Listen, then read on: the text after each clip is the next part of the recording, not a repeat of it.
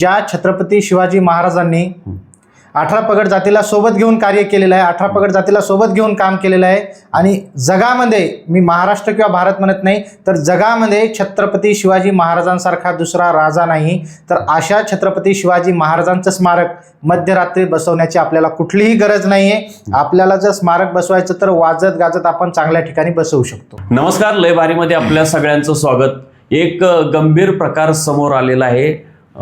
सोलापूर जिल्ह्यामध्ये अंजन गाव नावाचं एक गाव आहे आणि त्या ठिकाणी खेळोबा देवस्थान आहे. धनगर समाजाचं महत्त्वाचं देवस्थान आहे आणि तिथं शिवाजी महाराजांचा पुतळा काही लोकांनी तिथं लावला आणि त्यातून वाद निर्माण झालेला आहे. तिथलं वातावरण तंग झालेलं आहे आणि ते जे ठिकाण आहे तिथं हे वाद निर्माण झाल्यानंतर तिथं अनेक लोक तिथं जाऊन आलेले आहेत. तिथला वाद मिटवण्याचा प्रयत्न केलेला आहे आणि पुण्यावरून विष्णू कुराडे हे तिथं गेले होते. विष्णू कुराडे हे धनगर समाजातले कार्यकर्ते आहेत, नेते आहेत धनगर समाजाचे. तर मी त्यांच्यासोबत या विषयावर चर्चा करणार आहे. तर विष्णूजी, लय भारीमध्ये आपलं स्वागत. नमस्कार. तर मला सांगा की तुम्ही अंजनगावला काल गेला होता, तर कशामुळे गेला होता? काय तिथं अशी परिस्थिती उद्भवलेली आहे की तुम्हाला तिथं जावं लागलं? नाही, मुळात सोशल मीडियाच्या माध्यमातून अनेक पोस्ट फिरल्या की खेलोबा मंदिर हे फक्त धनगर समाजाचं नव्हे तर 18 पगड जातीचं श्रद्धास्थान आहे. त्या ठिकाणी आमची सर्वांची अस्मिता आहे आणि त्याच्या गेटच्या समोरासमोर जे मुख्य प्रवेशद्वार आहे त्या प्रवेशद्वाराच्या समोर अनधिकृतपणे छत्रपती शिवाजी महाराज यांचं स्मारक बसवण्यात आलेलं होतं आणि तेही मध्यरात्री. आणि ते ज्यांनी कोणी बसवलं असेल त्यामध्ये बाळराजे आवारे यांचं नाव आहे आणि त्यांचा फोटोसुद्धा आहे. म्हणजे त्यांनी ते बसवलं. तर सर्वप्रथम मी त्याचा निषेधही केला आणि आजही निषेध करतो की ज्या छत्रपती शिवाजी महाराजांनी 18 पगड जातीला सोबत घेऊन कार्य केलेलं आहे, 18 पगड जातीला सोबत घेऊन काम केलेलं आहे आणि जगामध्ये, मी महाराष्ट्र किंवा भारत म्हणत नाही, तर जगामध्ये छत्रपती शिवाजी महाराजांसारखा दुसरा राजा नाही. तर अशा छत्रपती शिवाजी महाराजांचं स्मारक मध्यरात्री बसवण्याची आपल्याला कुठलीही गरज नाही आहे. आपल्याला जर स्मारक बसवायचं तर वाजत गाजत आपण चांगल्या ठिकाणी बसवू शकतो. आणि मी एक व्हिडिओ बघितला, ते जे आवारे पाटील आहेत अतिशय घाणेरड्या गलिच्छ शब्दामध्ये ते लक्ष्मण हाके आणि गोपीचंद पडळकरांना शिव्या घालतायत. तर हे बरोबर नाही. म्हणजे तुम्ही शिवाजी महाराजांचा पुतळा बसवायला चाललाय आणि तिथं असल्या घाणेरड्या शिव्या तुम्ही घालता. कसं बघता तुम्ही याच्याकडे? नाही, मुळात छत्रपती शिवाजी महाराजांची ही शिकवण कुठलीही मायमाऊली असू द्या, त्या मायमाऊलीची इज्जत करणं आहे. आणि काल ज्या पद्धतीनं बाळराजे आवारे यांनी आपले धनगर समाजाचे नेते, बहुजनांचे नेते गोपीचंद पडळकर साहेब यांच्यावरती, त्यांच्या आईवरती टीका केली किंवा खालच्या पद्धतीनं शिव्या दिल्या, खालच्या भाषेत शिव्या दिल्या, या गोष्टीचा तर मी निषेधच करतो. आणि बाळराजे आवारे यांना थोडी अक्कल असायला पाहिजे की ज्या छत्रपती शिवाजी महाराजांचा आपण स्मारक बसवतोय, पुतळा बसवतोय, त्यांचे विचार आपण डोक्यात घेतले पाहिजेत आणि आपण कुठल्याही मायमाऊलीला आपण आदरानं बोलले पाहिजेत. आजही मी हा विषय घ्यायचा नाही पण बोलतोय की मनोजदादा जरांगे पाटील जे मराठा समाजाचं नेतृत्व करतात, संघर्ष योद्धा म्हणून महाराष्ट्रात त्यांचं पूर्ण नावलौकिक आहे, भारतभर नावलौकिक आहे. आतापर्यंत त्या व्यक्तीनं सुद्धा धनगर समाजाच्या कुठल्याही व्यक्तीच्या आईवर शिवी दिलेली नाही. त्यांची सुद्धा तुम्ही आचरण करा. बरोबर.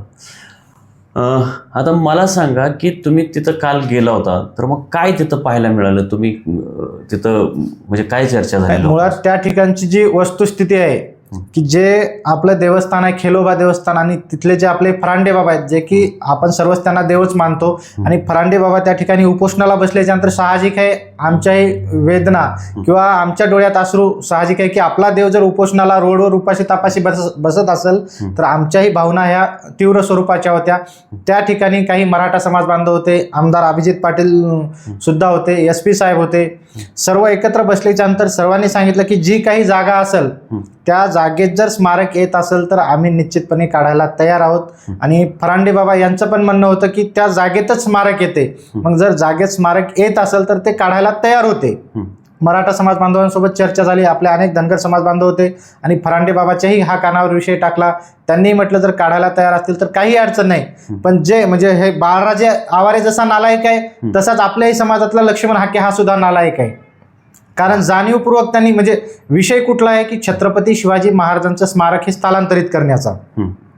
मग स्थलांतरित जर स्मारक होत असेल, वाद मिटत असेल, तर यांनी तिथं येऊन ओबीसी मराठा 12 बलुतेदार 18 पगड जाती हा विषय तिथं आणण्याचा काहीही हेतू त्याचा म्हणजे जाणीवपूर्वक कुठल्या तरी समाजाला टार्गेट करायचं, छत्रपती शिवाजी महाराजांच्या पुतळ्याच्या आडून यांनी राजकारण करायचं आणि यांनी सुद्धा राजकारण करायचं. म्हणजे यामध्ये सर्वसामान्य धनगर समाज बांधव असेल, मराठा समाज बांधव असेल, हा भरडल्या चाललेला आहे. त्यामुळं या महाराष्ट्रातील दोन्ही समाजाला माझी विनंती आहे की बाळराजे आवारीलाही जेलमध्ये टाका आणि या लक्ष्मण हाकेलाही जेलमध्ये टाका, म्हणजे किमान निदान सर्वसामान्य धनगर समाज बांधव, मराठा समाज बांधव शांततेने झोप घेऊ शकतील.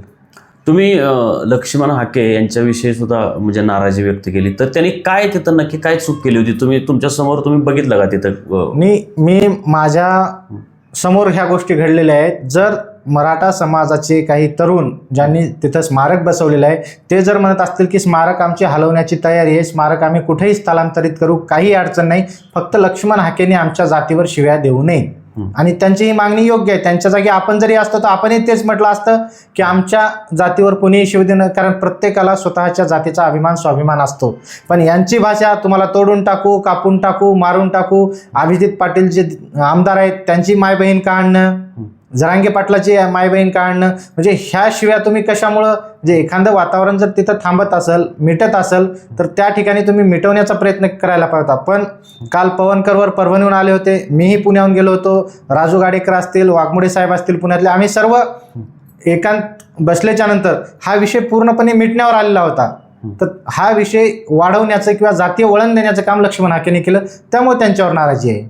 बरं, मग आज परिस्थिती काय असेल? म्हणजे आता कालचा दिवस तर गेलेला आहे, तर आज परिस्थिती काय, म्हणजे नियंत्रणात राहील का आणि हा वाद शक्यतो म्हणजे लवकरात लवकर मिटेल अशी काही परिस्थिती तुम्हाला वाटते का? त्या ठिकाणी जर आपले नेते गोपीचंद पडळकर साहेब असतील, दत्तामाव भरणे असतील, जे खासदार वडकुते साहेब असतील, राम शिंदे साहेब असतील, अशा व्यक्तींनी जर लक्ष घातलं, इकडून मराठा समाजातून अभिजित पाटील असतील किंवा मनोजदादा जरांगे पाटील असतील, छत्रपती संभाजी महाराज असतील, अशा व्यक्तींनी जर लक्ष घातलं तर हा वाद 2 मिनिटाचा आहे, 2 मिनिटात मिटेल. पण त्या ठिकाणी जर लक्ष्मण हाके जाग्यावरच थांबले आणि मराठा समाजाची आई बहीण करत राहिले तर हा वाद मिटणार नाही, हा वाद विकोपाला जाऊ शकतो.